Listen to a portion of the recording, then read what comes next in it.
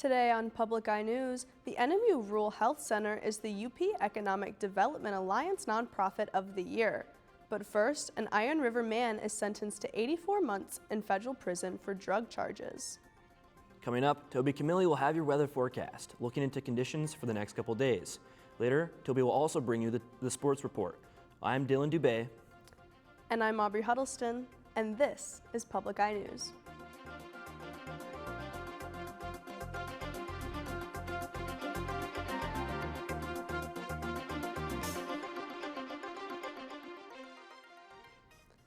A man from Iron River has been sentenced to 84 months in federal prison following drug-related charges. Joseph Sheehan, 45, was reportedly crossing state lines in order to obtain illicit drugs with intent to distribute. In June 2023, Sheehan was arrested following a traffic stop where officers discovered almost a pound of methamphetamines, cocaine, and over $6,000 in cash. A search was conducted of the home where over $37,000 and additional drugs were discovered. And a new sharps and medication disposal program has been introduced in Iron River, Crystal Falls, and surrounding UP communities. This program is through a partnership with Iron River Hospital and Clinics and the Iron Area Health Foundation, designed to promote safe disposal of unused needles, syringes, and medications. This initiative is designed for community members to have access to safe disposal sites to prevent misuse and accidents. Drop-off sites are located at the Crystal Falls Clinic, Iron River Hospital, and at the Iron River Police and Sheriff's Departments. The NMU Center for Rural Health was awarded with the Nonprofit of the Year award. The Upper Peninsula Economic Alliance looked to honor the $2.3 million the center has raised for health and livelihood projects, as well as workforce development initiatives within the past 4 years. Recently, the center organized introductions that guaranteed $80,000 going towards EMS tuition assistance for students in the Western UP. They also taught, trained, and certified 85 community health workers across the UP over the last 18 months. The NMU Center for Rural Health's goal is to continue to improve the health and well-being of UP residents and communities by developing partnerships that widen the availability of affordable healthcare services. And the city of Marquette is urging its community to be cautious in the Torres Park campground. Through Thursday, February 27th, the Marquette Board of Light and Power will have utility line clearance on the south side of the Torres Park campground. Residents who will be using the dog park are asked to exercise caution while in the area and to stay clear of the crews while they are working. The crews work with energized equipment that requires the utmost focus and concentration, according to the city of Marquette. They ask the community to steer clear of them while they are working. And the DeVos Museum of Northern Michigan University has unveiled 2 brand new exhibits.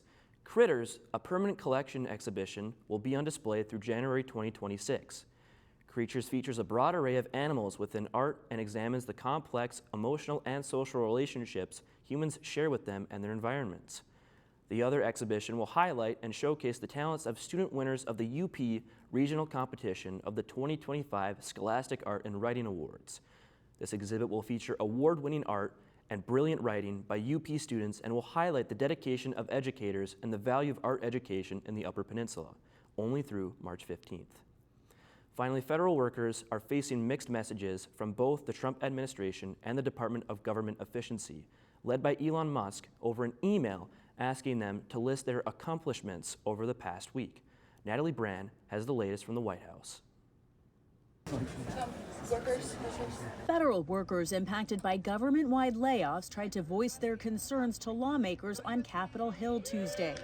The visit came after Elon Musk doubled down on his new directive to federal employees to report their accomplishments over the past week, saying workers have a second chance or face termination. We said if you don't respond, we assume you're not around. But following pushback from some federal agencies, a new memo from the administration's Office of Personnel Management leaves it up to the individual agencies as to how to proceed. Some, including the Department of Defense, Justice, and DHS, told employees not to respond to the email, while others, including Transportation and Education, were told to comply. Unions representing federal employees have slammed Musk's latest move, saying that the workers report to the agencies that employ them, not to DOJ. It's kind of an invasion, I feel like. We already have a chain of command that we follow that know what we do every day. CBS has learned the Office of Personnel Management has asked at least some agencies to start tracking how many probationary or newer employees have been fired and how many employees took the buyout offer. Robert McCabe, who was fired from the IRS, says he voted for President Trump. I wasn't voting for a king. I'm not voting for a dictator who is just going to do his whim. Facing heat from constituents, some Republican lawmakers are now calling for the administration to slow down and study the impact of widespread cuts. Natalie Brand, CBS News, the White House. Now don't touch that dial. Toby will be right back with your weather forecast after this short break. On American Experience, the enigmatic leader of the NAACP. Walter White was the best lobbyist for the NAACP ever. He was arguably the most influential black man in mid-century America. Walter White makes the NAACP into a national player. The question is, why is he forgotten? Forgotten hero, Walter White and the NAACP on American Experience. Tuesday night at 9 on WNMU TV. Welcome to your Public Eye Weather Report. I'm your host, Toby Camilli. Taking a look at our sky cam, you can see the snow starting to melt on the ground and very gray skies. Now looking across the UP, we see lots of cloudy conditions, starting off in Houghton, 36 degrees, in Ironwood, 42 degrees and sunny, Iron Mountain, 40 degrees and partly cloudy, and Menominee, 45 degrees and partly cloudy as well. And moving across to the east side of the UP, in Escanaba, it is 42 degrees. In Manistique, it is 40 degrees. And in Sault Ste. Marie, it is 36 degrees. And in our lovely Marquette, it is 34 degrees and cloudy. And looking into Marquette's current conditions, the winds are coming from the northwest at 8 miles per hour. And the barometric pressure is 29.82 inches and rising. Tonight, it will be cloudy and 30 degrees. The winds will be coming from the southeast at 3 miles per hour. And the moon phase for tonight is a waning crescent. Tomorrow it will be cloudy with a high of 44 and a low of 32. And the winds will be coming from the southwest at 7 miles per hour. And looking ahead, Thursday and Friday, it will be snowy. On Thursday, it will be a high of 35 and a low of 21. And Friday, it will be a high of 38 and a low of 11. And Saturday, we're looking at cloudy conditions with a high of 17 and a low of 10. That's all I have for weather. Back to the desk. Thank you for that sports report, Toby. It's nice to know that the snow will return because winter's not quite over yet, folks. And now into some more statewide news. With this warmer weather, the U.S. Coast Guard stations have issued a warning towards snowmobilers after people have reportedly fallen through the ice in Munising. While no injuries have been reported thus far, authorities caution against venturing onto the ice due to the warm, fluctuating conditions over the Great Lakes. The National Weather Service advises not going onto ice that is thinner than 4 inches. However, despite the melting ice, water temperatures are still hypothermic. If you are planning on heading out on the water, the Coast Guard has listed safety precautions such as carrying a marine radio or locator, dressing for the water temperature, wearing a Coast Guard issued life jacket, dressing in bright and reflective clothing, and most importantly, never go out alone. And continuing coverage of a developing story, the USPS's Iron Mountain Processing and Distribution Center will remain fully operational.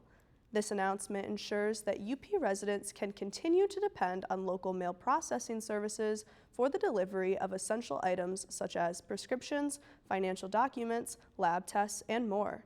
Senator Gary Peters celebrated this in a press release. Previously, Senator Peters had led initiatives to protect Upper Peninsula mail services after the USPS proposed a consolidation plan which would have moved mail services out of Iron Mountain and into larger Wisconsin cities. And an aviation pioneer is gearing up to fly nonstop around the world in a hydrogen-powered plane. The mission is all about clean energy, as CBS News' Tina Kraus reports. Bertrand Piccard is no stranger to the skies. This aircraft hangar in France is his workshop, where he's looking to revolutionize the flight industry with this hydrogen-powered plane. And the goal is to fly 9 days around the world, non-stop, and produce 0 emissions. In a world dominated by planes that run on fossil fuels, the Swiss climate activist is promoting a cleaner flight path. We take green hydrogen, that means hydrogen that is produced through renewable electricity, liquefy this hydrogen, and put it into huge fuel tanks. Those tanks power Climate Impulse, a 2-seater plane with the wingspan of an Airbus 320, designed to fly for 9 days straight. This isn't Picard's first foray into the future of flight. Back in 2015, his Solar Impulse aircraft that runs on sunlight made history by flying around the world, but it wasn't practical for commercial aviation. Picard says his hydrogen plane is, and flies at altitudes that can harness energy from turbulence in the atmosphere. And I believe that the airlines are also in the future going to use the same type of energy from the atmosphere in order to save fuel and to be more efficient. A test flight is set for next year to see if the technology can help clear the runway for cleaner, greener travel. Tina Kraus, CBS News, London. And stay tuned, because after this short break, Toby will be back with a sports report you won't want to miss. When you put voices together, there's an energy in the air. Keeping Black traditions alive, it's so important. The story was meant to be told. This feels so good.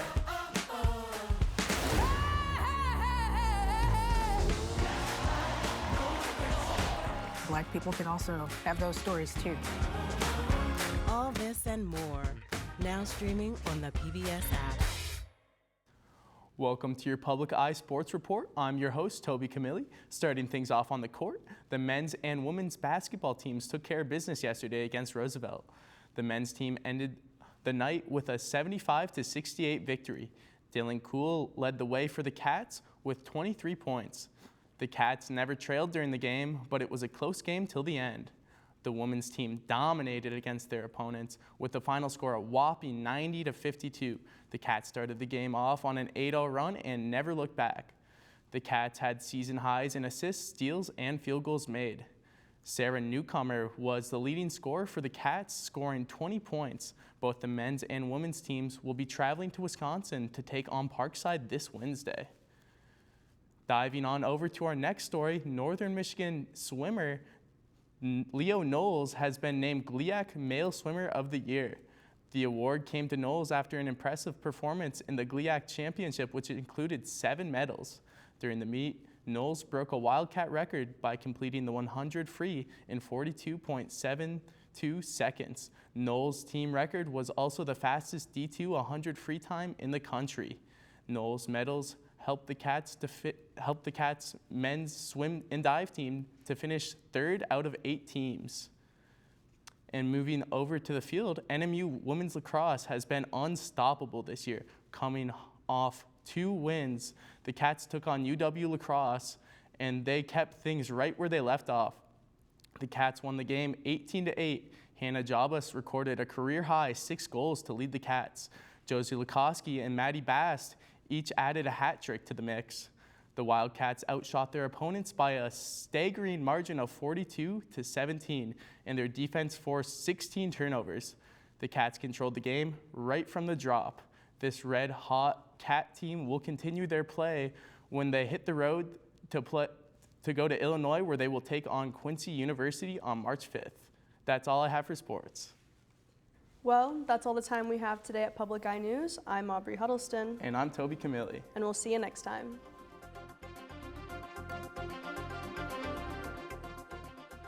The preceding program was produced by WNMU-TV, Northern Michigan University Public Television, in studios located in Elizabeth and Edgar Hardin Hall.